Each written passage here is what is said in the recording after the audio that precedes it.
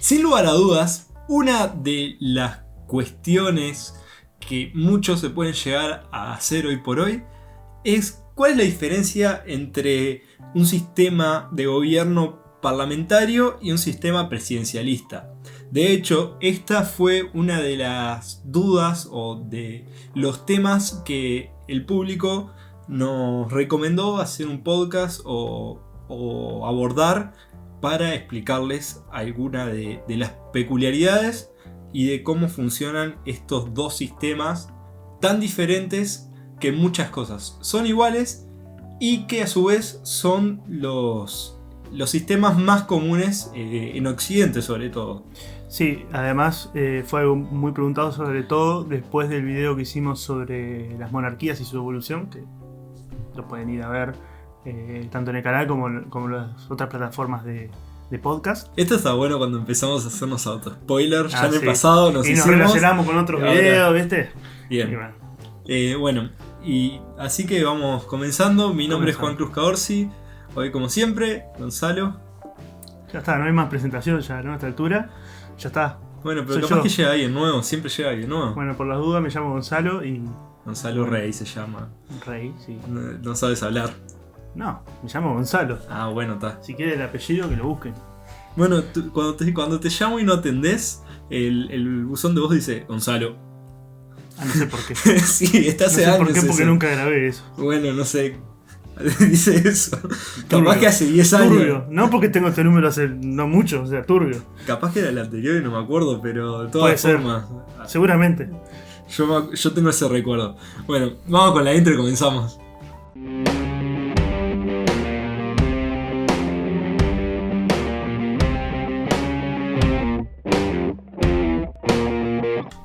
Bien, cuando seas famoso también filtro el número, así lo tenés que cambiar de vuelta.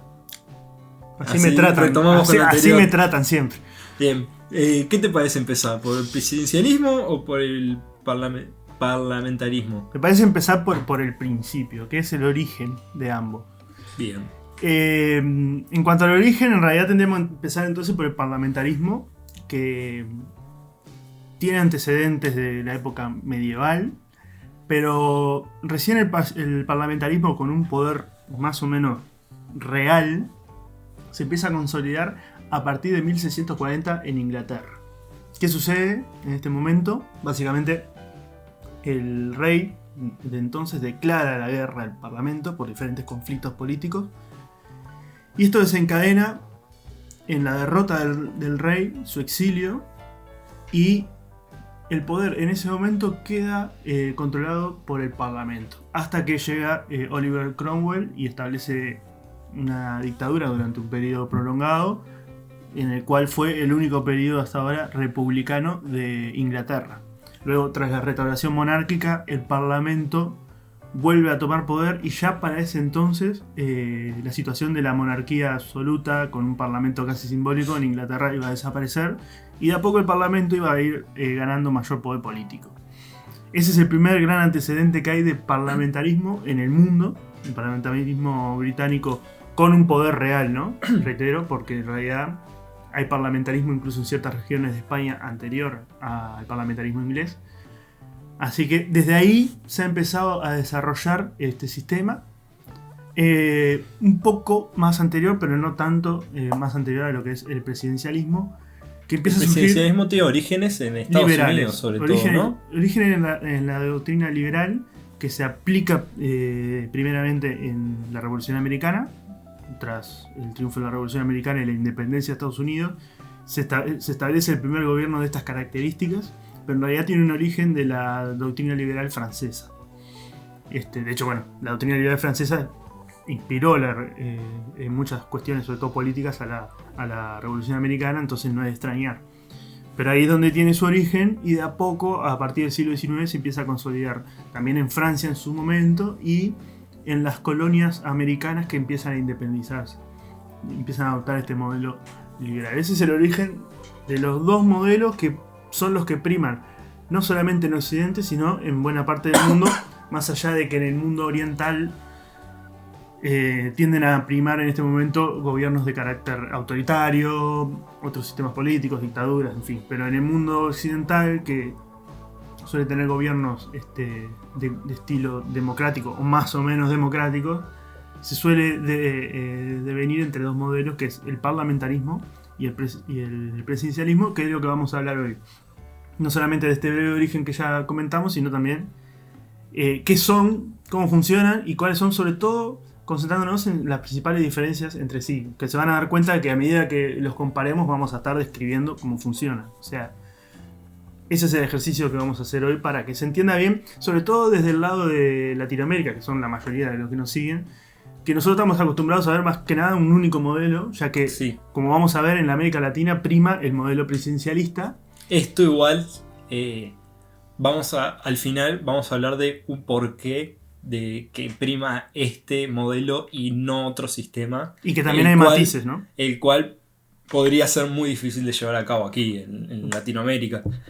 Yo algo que quería acotar es que tengo un profesor muy querido de la facultad, ya volviendo al tema del presidencialismo en Estados Unidos, que nos contó de la anécdota de, no me acuerdo qué referente de la época en los inicios de Estados Unidos, un referente francés, Lafayette, que vino, que fue a Estados Unidos y explicó que, bueno, que dicho sistema, el presidencialismo y el sistema electoral que ha tenido históricamente Estados Unidos, era muy propio de Estados Unidos y de las Américas, debido a que, bueno, cuando alguien importante, no importa quién, hablaba con un ciudadano de a pie, lo saludaba, le daba la mano y lo miraba ojo a ojo, face to face, y no como en Europa, que está el pueblo acostumbrado a que cuando alguien de mayor rango lo mire o le hablara, baje la vista. Entonces esto creaba un pie de igualdad ante el pueblo y los líderes que se podía transmitir de esta manera. Claro, pasa que en Europa estaba más acostumbrado a lo que eran las monarquías absolutistas o medievales, donde la jerarquía del poder y el respeto a la figura del poder era tan grande, porque incluso se respaldaba en la divinidad para justificarse. Claro, generaba ese respeto y esa situación que acá no se generó en ningún momento. Entonces, sí, es un modelo más propio para esta zona. Pero en realidad, sobre todo la influencia que tiene que América posea este sistema de gobierno, es justamente que la Revolución Americana se vio bastante influenciada por las ideas liberales de Francia, y luego Estados Unidos, una vez constituido como uno de los primeros estados independientes del continente, empezó a esparcir esas ideas que después los revolucionarios latinoamericanos adoptaron, ¿no? Las ideas liberales francesas y el modelo de revolución americana. Fue muy adoptado por esta zona, entonces luego cuando se independizaron, heredaron ese sistema que se ha mantenido hasta el día de hoy en prácticamente todos los países. Sobre todo también, esto va muy de la mano con que, bueno, en los países parlamentarios, sobre todo, muchos seguían con un sistema de monarquía, el cual va relacionado con el podcast que mencionábamos recién. Y bueno, si bien el jefe de gobierno era elegido, el jefe de Estado seguía siendo el monarca. Algo que aquí en América, tras los movimientos revolucionarios y desde siempre,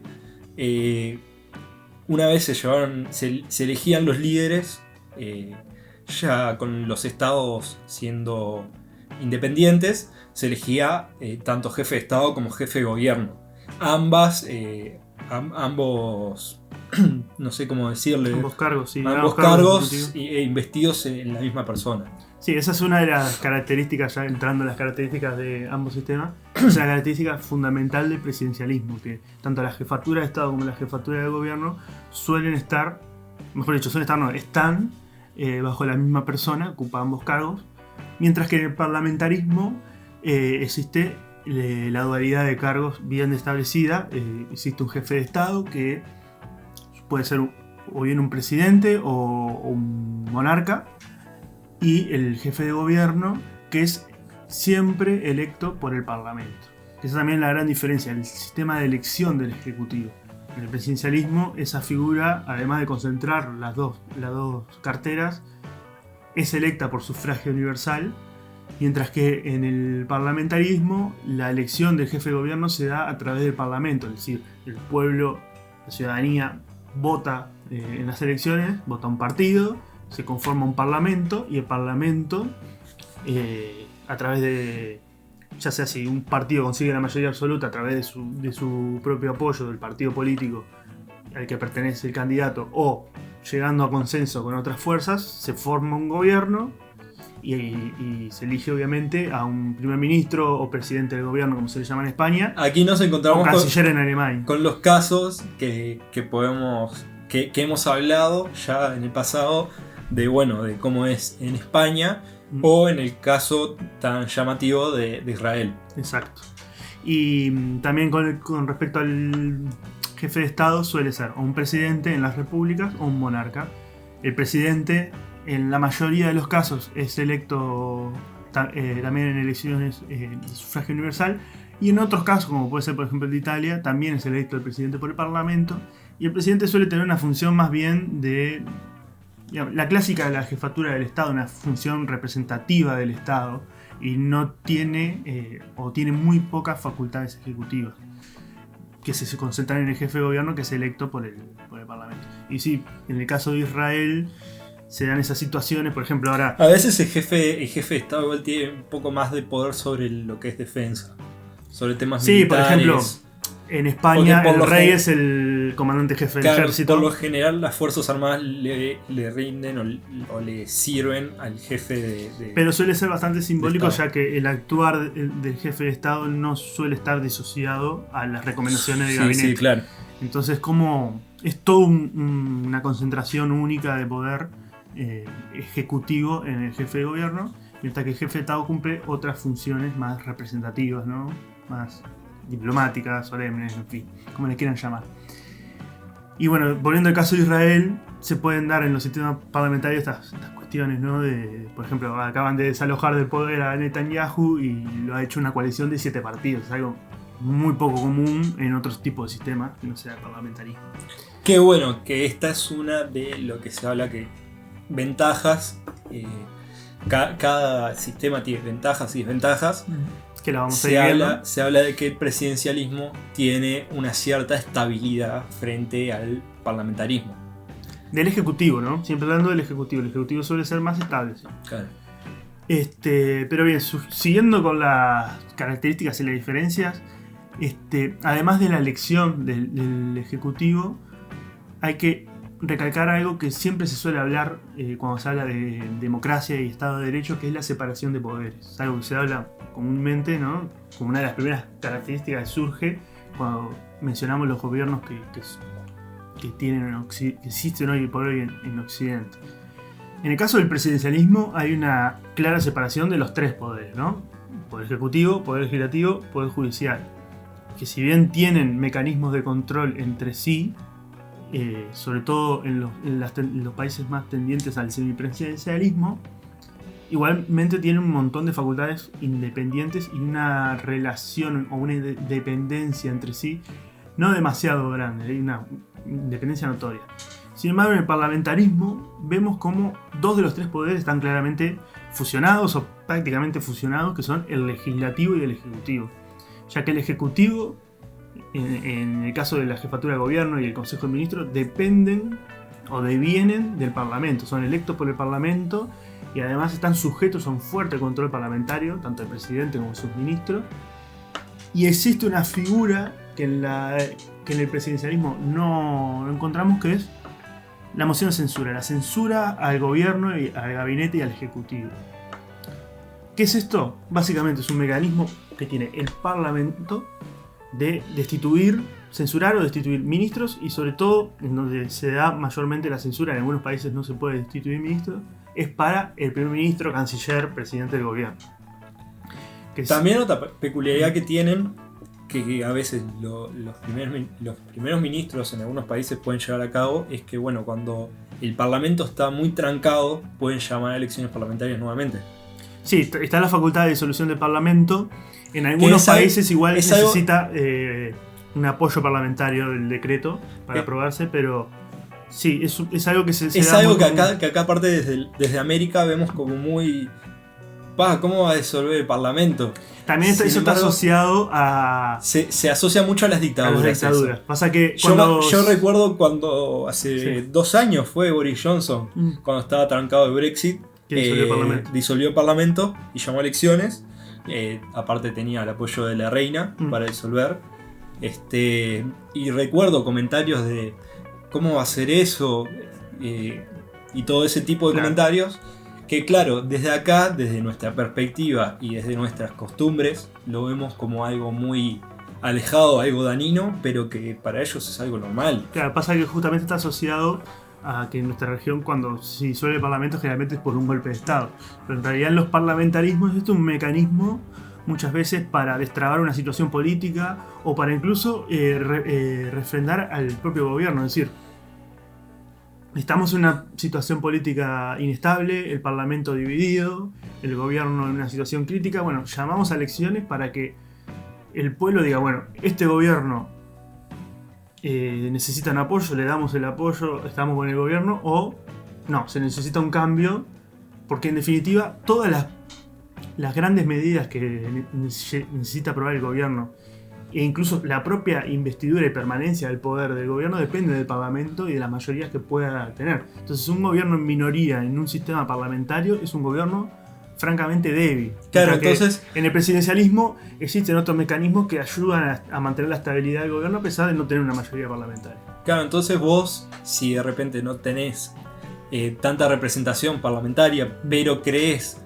que tenés cierto apoyo de la gente para llevar a cabo una medida, realizás este accionar que te puede llegar a permitir tener más escaños. Y el ejemplo y más es poder. justamente el de Boris Johnson, que al no poder cerrar un acuerdo para el Brexit con el Parlamento, dijo, bueno, vamos a disolver, vamos a elecciones, están las dos caras de la moneda, digamos, el acuerdo que alcanzó el gobierno de Boris Johnson y otras alternativas que planteen los demás partidos y la oposición y que la gente decida. El ejemplo contrario, si no me equivoco, era en Israel, que pasó al revés. Claro. O sea, el gobierno creyó que tenía más apoyo del que realmente tenía y llamó a elecciones y se vio damnificado y bueno, hoy por hoy estamos como estamos. Sí, eso es lo que suele suceder. Está el caso de Boris Johnson, Johnson, que le salió mal. muy bien, consiguió una holgada mayoría, una victoria aplastante y pudo sacar adelante todos los acuerdos del Brexit y concretar la salida. Y está otros ejemplos como el de Israel, que ya fueron a 4 elecciones consecutivas, no lograron formar gobierno. Y también hay casos de estos en España, por ejemplo.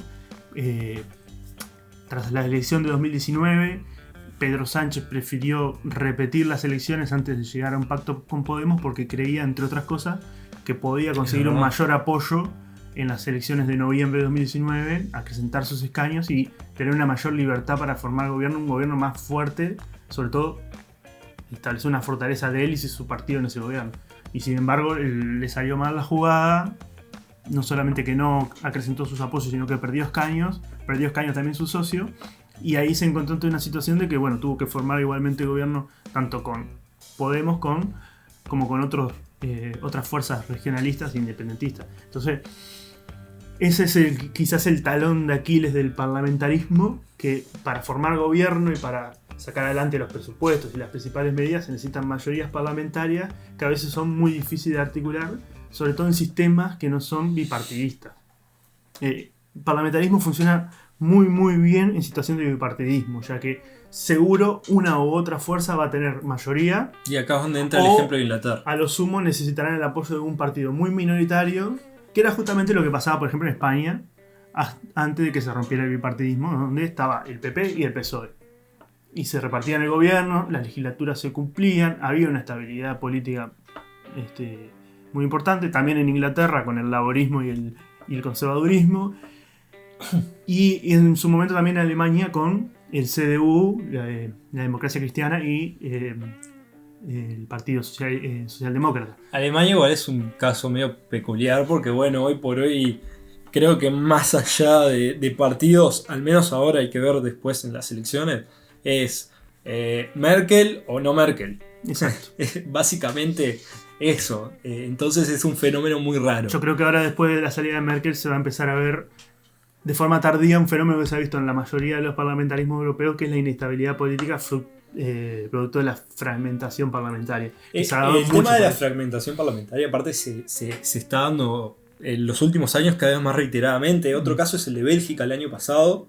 Bueno, Bélgica tiene un problema aún mayor, que es la estabilidad del Estado en sí, porque hay dos grandes regiones, que son Flandes y Valonia, y que cada una tiene sus movimientos independentistas para destruir el país, básicamente, disociarse.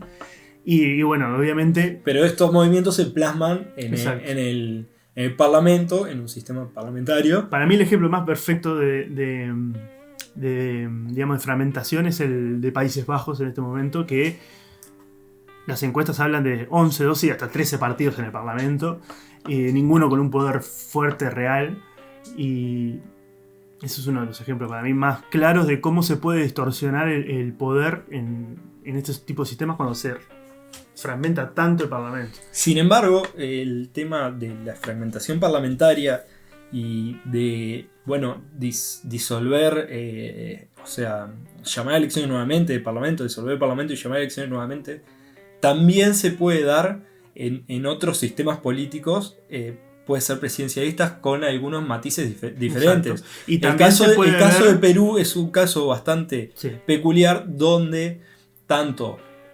o sea, es mucho más fácil llevar a cabo un proceso de impeachment, que no es un proceso tan engorroso como en la mayoría de los estados presidencialistas. Es más similar a un proceso de moción de censura de los sistemas parlamentarios. Y también es bastante más sencillo que un presidente desee disolver la Cámara y llamar a elecciones nuevamente. Exacto. Esto, de hecho, sucedió en el último periodo. Si no me equivoco, fueron en un periodo de 5 años 4 presidentes y una disolución de cámaras sí. con elecciones. Entonces es algo que como decimos, puede haber de ambos lados un sistema con matices del otro. Exacto. Volviendo al tema de la moción de censura, y ahora trayendo el tema también de los juicios políticos o impeachment que trajo Juan. Si bien en los países presidencialistas, salvo excepciones como la de Perú, no existe la moción de censura, pero hay otros mecanismos, que es justamente el impeachment o juicio político, que es una forma de destituir al presidente. De hecho, seguramente recordarán el año pasado los dos. Tuvieron los dos procesos de impeachment de Trump. Uno, si no me equivoco, fue también fuera de periodo. O querían. No, uno fue en febrero. No, ya casi al final. Uno fue en febrero de 2020 y el otro fue ya a principio de este año, en realidad, este año, cuando pasó que todo quedaría casi nada de periodo. Sí. Y sería algo muy fuerte llevar a cabo un impeachment en Estados Unidos, porque nunca se llevó a cabo. No, o sea, se han iniciado procesos, pero nunca han tenido éxito.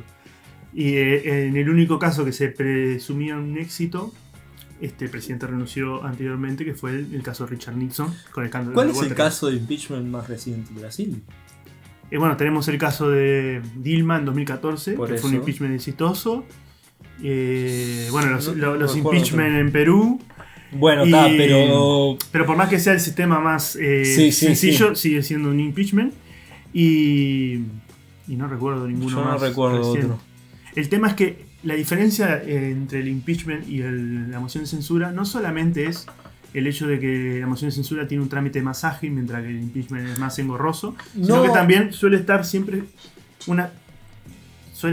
tiene que tener una justificación a través de una cierta actitud cuasi delictiva o directamente delictiva por parte del presidente, o de un hecho de corrupción muy grave, o de una inestabilidad muy grave. Sin embargo, la moción de censura no tiene por qué tener una connotación, digamos, el presidente cometió un error, el presidente cometió un delito, hay mucha corrupción, en fin. No, puede venir simplemente porque se conforma una mayoría en el Parlamento que considera que el gobierno no es apto, o ya le retira la confianza al gobierno y le impugna una moción de censura, lo destituye y coloca otro gobierno.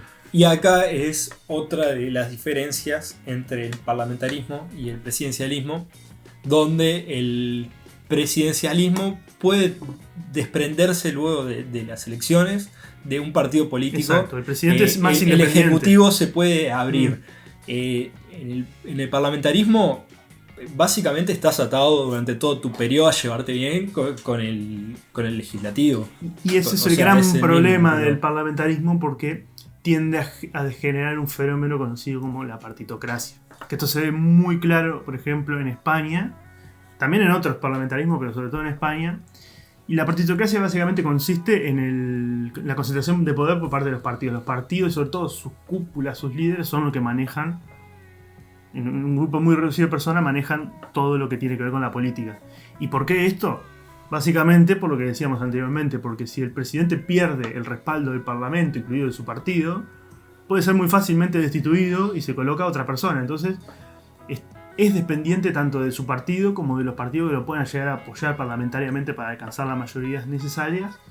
Entonces los partidos concentran un gran poder y marcan la agenda política de los gobiernos, mientras que el presidente en los presidencialismos tiene mecanismos como para en cierto momento poder desligarse de los partidos y poder igualmente gobernar y mantener una cierta estabilidad, aunque no es nunca lo mejor. Además, pero lo otro que, como decíamos recién, es más difícil de que si no te llevas bien con los partidos, es mucho más difícil de que te hagan un impeachment y te remuevan del cargo. Como dijimos recién, la moción de censura es mucho más sencilla. Es lo que le pasó, por ejemplo, en España a Mariano Rajoy en 2018, que en una semana aprueba los presupuestos con el apoyo, entre otros, del PNV, el Partido Nacionalista Vasco, y a la semana siguiente el PNV, ya con los presupuestos aprobados, decide aprobar, mejor dicho, apoyar la moción de censura que presenta el Partido Socialista al gobierno Rajoy, con la excusa de una supuesta sentencia, una sentencia que había salido que supuestamente condenaba al Partido Popular por corrupción, que esto técnicamente en realidad no fue así, sino que condenaba a ciertas personas que formaban parte en un momento del Partido Popular, y en base a esa excusa, sumado a otros temas políticos, el Partido Socialista con Pedro Sánchez presenta una moción de censura, y esa moción de censura tiene éxito y se remueve el gobierno de Rajoy y Pedro Sánchez entra a la Moncloa. Sin embargo, más allá de todos los problemas políticos internos que pueda tener España, como casi todos los sistemas parlamentarios de Europa, sobre todo en esta época, tras la crisis del 2008, es cuando se ha empezado a destruir los bipartidismos en la mayoría de los países. Claro, pero de todas formas son más fáciles de llevar a cabo este tipo de sistemas en sociedades como las europeas, por lo que decíamos hoy al principio, lo que decía del tema de cómo se percibe la población de acá y la población europea son diferentes, y acá sería un clima mucho, mucho más inestable al menos en mi opinión, con un sistema parlamentario. Sí, evidentemente es más difícil formar consenso, sobre todo en sociedades tan fragmentadas, tan partidas como las latinoamericanas, con tanto conflicto. Sin embargo, en Europa, salvo excepciones, como es el caso de España o el de Italia, que Italia ha tenido que acudir a un modelo de gobiernos de tecnócratas e independientes, porque la situación política era tan inestable y los acuerdos entre partidos tan complejos que decidieron poner el gobierno en manos de técnicos independientes, con el apoyo de la gran mayoría de los partidos, para tratar de sacar la situación, sobre todo en este momento de crisis sanitaria y económica, ¿no? Pero creo que es un sistema más... es más estable acá. Más estable en Europa, porque está más adaptado a las costumbres políticas y a la idiosincrasia europea. Es básicamente también por ese lado, ¿no? Claro, o sea, es mucho más difícil ver diferentes tipos de protestas en contra de los gobiernos,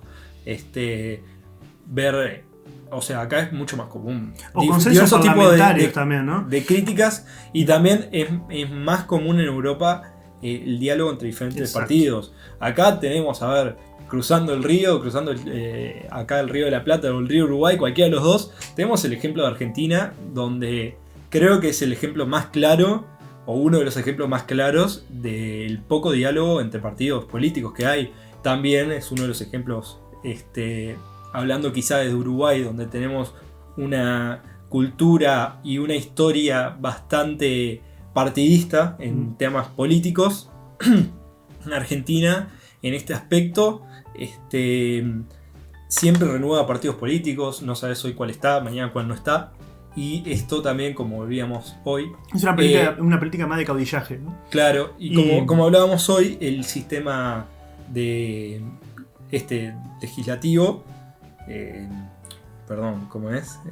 Parlamentario, es mejor efectuado con un bipartidismo. Sí, bipartidismo, partidos fuertes, o partidos, aunque no sean 2, que sean 3 o 4, pero que sean partidos fuertes, históricos y que tengan relaciones entre sí. Que puedan alcanzar consenso que garantice no solamente las formaciones de gobierno, sino que el gobierno pueda prolongarse durante la legislatura, que se puedan llevar adelante las principales políticas, en fin. Lo que se ha visto en los países parlamentaristas que han sufrido esta inestabilidad o fragmentación es que, o bien, tienen que repetir las elecciones porque no hay acuerdos para formar gobierno, o una vez que se forman los gobiernos se rompen las coaliciones, no se llegan a acuerdos para los presupuestos, para impulsar las principales políticas, y eso lleva a adelantos electorales, inestabilidad, descreimiento en la política, en fin. Es complicado cuando el sistema se fracciona. Cuando el sistema está consolidado en 2, 3, 4 partidos, que más o menos es factible alcanzar acuerdos entre sí, suele ser bastante exitoso y estable el gobierno. Ahora, si se fragmenta mucho, ya se pone bastante complicado. Pero bueno, igual yo creo que todas las ventajas y desventajas cuando llega a determinado fraccionamiento, después va a volver a tender a unirse estos partidos, porque si no se ve un sistema muy ingobernable, muy difícil. Exacto. Y que no les termina sirviendo a nadie. Que, ojo, o sea, no es que esté mal igual la al fragmentación. principio sirve la fragmentación para empezar porque genera consenso. Plasman diferentes ideas en los parlamentos, y además tienen que llegar a acuerdos sí o sí. Porque no es que baje una directiva de arriba, a veces puede pasar, pero en la mayoría de las veces cuando hay diversos partidos políticos no es así. Entonces, bueno, yo te cedo acá, vos me cedes en esto otro. Entonces genera diferentes tipos de acuerdos y diálogos, pero hay veces que cuando no. Ya la fragmentación es muy grande o no hay forma de llegar a mayorías, ahí ya la cosa se complica un poco más. Una lectura que yo le podría dar, que a veces pienso, es que bueno, las coaliciones son los nuevos partidos de hoy, y quizás los partidos políticos de hoy son lo que antes eran las diferentes ramas dentro de un partido. Sí, es verdad que se está tendiendo a ir a una política de coaliciones, incluso en los sistemas presidencialistas se dan coaliciones, porque las sociedades están muy fragmentadas y las diferentes visiones políticas son cada vez más amplias. Entonces cada partido representa un grupo muy concreto de ideas y entonces se ha ido abriendo el abanico. Antes generalmente había un gran partido de izquierda que representaba las ideas generales de la izquierda, otro gran partido de derecha, pero ahora no, dentro de ambos espectros han ido surgiendo partidos más más extremistas o más al izquierda, centro, más extremistas, más al centro, o algunos con matices diferentes, o los famosos los atrapalotodos, ¿no? Es decir, que están bien en el centro y captan ideas de un lado o del otro, en fin, hay muchos más matices. Por eso también la idea de izquierda y derecha va quedando un poco arcaica, porque matices políticos son muchos mayores en este momento a simplemente centrarse en izquierda y derecha. Pero bueno, es la situación política actual y cada uno de los sistemas tiene sus ventajas y sus desventajas, y yo creo que se adaptan cada uno y han sido estables cada uno en las regiones en donde están, producto de la idiosincrasia de esos lugares, y lo vamos a ver porque las zonas son muy concretas. Por el lado del presidencialismo, es un sistema que abunda en América en general, salvo el caso de Canadá, que funciona con un sistema parlamentarista, y algunas de las ex colonias en América Central, pero la mayoría de los países, sobre todo de América Latina, funcionan con un sistema presidencialista. También en regiones del centro de África y en Asia Central se ve también mucho la figura del presidencialismo. Mientras que el parlamentarismo se ve más en Europa, en su gran mayoría, sobre todo en Europa Occidental, y también se ve en las ex colonias británicas, Canadá, Australia, Nueva Zelanda, en la India, Japón también tiene Japón tiene un sistema... Sí, es medio raro el sistema japonés, pero... más semipresidencialista, Claro, pero el cargo igual es Sí. primer ministro, por ejemplo. También, sí, Japón es un caso igual más híbrido. Pero sí, tiene el cargo de primer ministro. Es que yo te diría que es un régimen parlamentario con matices de presidencialismo, Dado que como la- hablábamos hoy. Claro, como hablamos en el podcast anterior de... No, como hablábamos recién con lo de Perú, puede Claro. haber un caso de uno con matices del otro. No, y lo que decíamos, eso se debe a lo que mencionábamos en el podcast anterior, que de ya que la te pasa constitución... de vuelta el chivo. Pasamos el chivo anterior, del podcast del G7, del G20, que hablamos que Japón, la constitución fue elaborada por Estados Unidos. Entonces está la visión política americana con parte de los matices del sistema parlamentario. Pero bien, para cerrar ahora me gustaría hablar también de un sistema mixto que es un poco menos común, pero es importante porque mezcla un poco de las dos cosas. Es decir, no hay solamente presidencialismo o parlamentarismo, sino que los sistemas pueden mezclarse y generar un híbrido, que es el semipresidencialismo o semiparlamentarismo, como lo quieran ver. Algunos de la doctrina aceptan los dos conceptos o van por uno o por otro, que básicamente una mezcla de ambos conceptos, que es algo que se ha generado en Francia. Francia en principio fue por el camino más hacia el presidencialismo, luego, sobre todo a partir de la Tercera República y Cuarta República, esto ha ido empezando a cambiar. Luego vino De Gaulle, que intentó volver a Francia hacia un sistema de presidencialismo fuerte, y finalmente, tras la caída de De Gaulle y el régimen de dicha república, nace la República Francesa que existe hoy en día, con esta figura clara del semipresidencialismo o semiparlamentarismo. ¿En qué consiste? Por ejemplo, yendo a la figura del ejecutivo, encontramos en estos países ejecutivos también bicéfalos como en el parlamentarismo. Pero la diferencia del parlamentarismo, donde existe un jefe de gobierno y un jefe de Estado, aquí el primer ministro y el presidente ambos tienen funciones ejecutivas. O sea, el presidente no se limita a ser una figura de Estado, sino que también tiene funciones ejecutivas. Lo vemos en Francia. Emmanuel Macron no es un simple jefe de Estado, sino que además tiene iniciativa de gobierno. El tema es que otras funciones, o algunas de las que él ejerce, las ejerce a través del primer ministro, que generalmente es propuesto por el presidente, pero tiene que ser electo, aprobada su elección por el parlamento. Esa es una de las principales características del ejecutivo, un ejecutivo bicéfalo. También se ve en Rusia, por más que Putin Eso te se iba a decir. las ha ingeniado para controlar el poder en su totalidad, pero en realidad, si el sistema ruso funcionara como debiese funcionar, el jefe de Estado, si bien tiene por constitución la potestad de liderar el gobierno, las funciones ejecutivas se realizan a través del primer ministro. Después, otra característica importante se da desde el punto de vista del Parlamento. El Parlamento tiene un mayor control sobre el gabinete, sobre el primer ministro.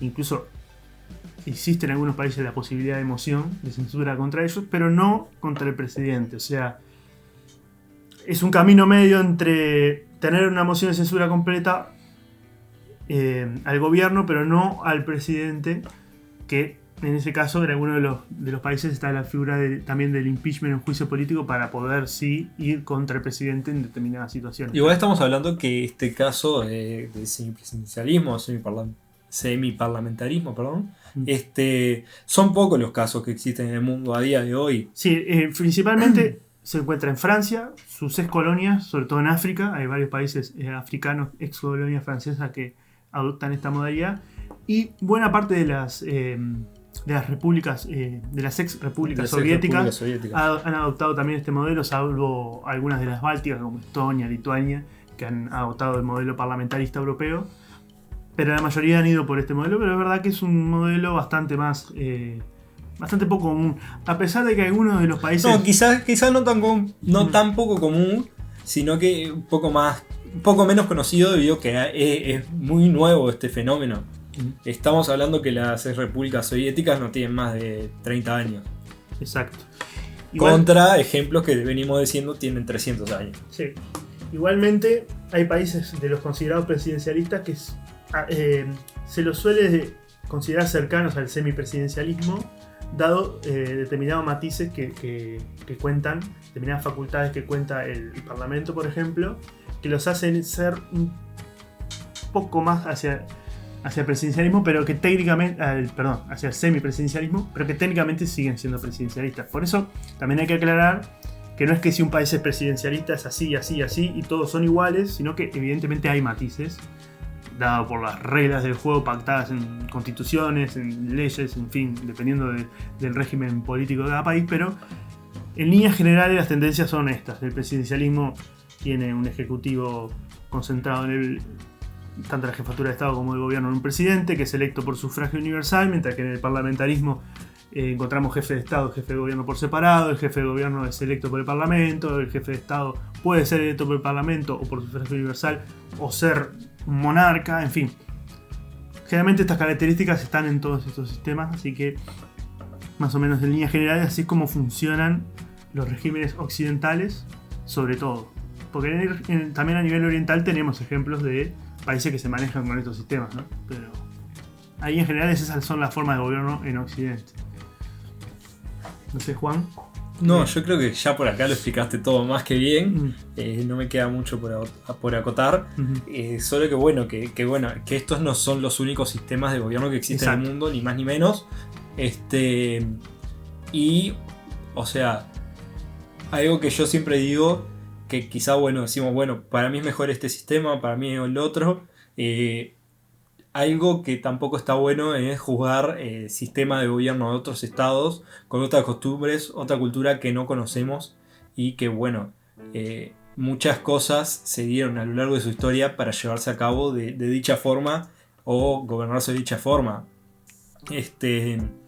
Si bien podemos condenar a algunos casos, siempre vamos a estar de desacuerdo con algo, pero también hay que entender que no todo se puede dar con la misma lectura desde nuestra perspectiva. Claro, no podemos decir que por qué tienen este sistema político, por qué es parlamentario, por qué no son como nosotros que somos presidencialistas o viceversa. No, o ni que hablar ya viendo más allá de Occidente. Claro. Si vemos diferentes donde no hay democracia, digamos, ¿no? ¿Por qué no hay democracia en ciertos lugares?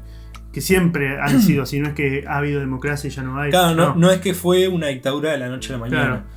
O son dictaduras o monarquías totalitarias, absolutistas, y lo han sido toda la vida. Y ¿por qué? Ahí hay que explorar en la historia, ¿no? ¿Por qué no han habido cambios? ¿Por qué esto es de cierta manera u otra? Y no verlo tanto desde la visión desde nuestro país o región, que se maneja de una manera, con democracia o no democracia, con un sistema presidencialista, parlamentarista. Que si bien igual son diferentes el sistema parlamentarista, el presidencialista, son muy parecidos uno del otro. Sí, tienen sus cuestiones en común. Funcionan bajo un sistema democrático, existen tres poderes, por más que tengan diferentes relaciones entre sí, existen los tres poderes. Son muy similares, en realidad tienen diferentes matices y diferentes formas de llevarse a cabo, pero en líneas generales son muy similares. Sí. Así que yo creo que por acá está bien. Si quedó alguna duda nos los hacen saber. Si quieren que profundicemos en alguno de los temas que hemos hablado, o en algún país en particular, nos lo hacen saber, no hay problema. Así que por mi parte... Por mi parte también, más que pronto, creo que ya quedó bastante claro. Además no los vamos a seguir entreteniendo, ya vamos 45 minutos casi. No queremos aburrirnos. Así que por acá terminamos entonces. Un saludo a todos, espero que les haya gustado. Como siempre, pueden seguirnos en Instagram, pueden seguirnos en Twitter, pueden suscribirse en YouTube, darle like, nos ayudaría muchísimo a seguir creciendo.